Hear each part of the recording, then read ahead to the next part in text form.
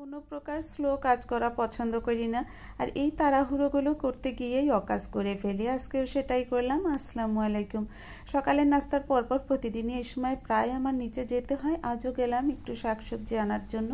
এসে এখন রান্নাবান্না শুরু করে দিয়েছে, আর এই যে কাঁঠালের বিচিগুলো ছুলতে গিয়েই হাত কেটে ফেললাম। এমন কাজ আমার প্রায়ই হয়, কাটা পোড়া এটা আমার প্রতিদিন লেগেই আছে। খুব দ্রুত কাজ করতে চাই আর তখনই এই ঘটনাগুলো ঘটে। এখন এই যে ডান হাতটা অকাজ হয়ে গেল, আর বাম হাত দিয়েই এখন সব কাটা ধোয়াতে। লতিটা ছুলাই ছিল, শাকগুলা কাটতে হলো, খুব কষ্ট হচ্ছে এখন বাম হাত দিয়ে সব করা।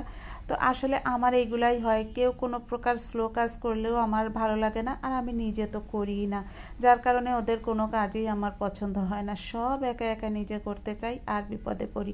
তো এদিকে হচ্ছে কাপড় কখন মেশিনে দিয়ে রেখেছিলাম, এটা হয়ে গিয়েছে, খেয়ালই করি নাই। এখন সেগুলোও বের করে একটু মেলে দেব। আর বারান্দায় আসলে খুব বেশি রোদ লাগে না, 3টা বারান্দা বাসাও, তারপরেও খুব বেশি উপকার হয় না। আর ছাদে কোনো কিছু দেওয়া আমার অভ্যাসই নেই। ছাদে কাপড় দিলে 3 দিন 4 দিনও রয়েই যায়। আমার ছাদে যাওয়ার অভ্যাসও কম, কাপড় চোপড় কিছু দিলে মনে থাকে না। তো মেশিনের কাপড় প্রায় শুকনাই থাকে, একটু হালকা বাতাস লাগলেই হয়ে যায়, যে কারণে বারান্দায় একটার উপর একটা করে দিয়ে এভাবেই মেলে দিয়ে থাকি আমি রেগুলারই। তো এদিকে রান্নাবান্নাও তো চলছে। ওই যে ডান হাতটা কেটে ফেললাম, বেশ অনেকটা কেটে গিয়েছে। লতির তরকারিটা সবসময় একটু মেখে রান্না করলেই ভালো লাগে, আর এই ধরনের চচ্চড়ি আইটেমগুলো আমি সবসময় হাতে মেখে দিই।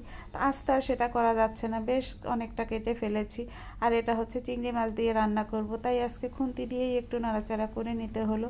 কিছুই করা নেই, হয়তো আজকের দিনটা কষ্ট, কালকে আবার দেখা যাবে ঠিক হয়ে গিয়েছে। যত তাড়াতাড়ি কাটে পড়ে খুব দ্রুত আবার সেটা শেষও হয়ে যায়।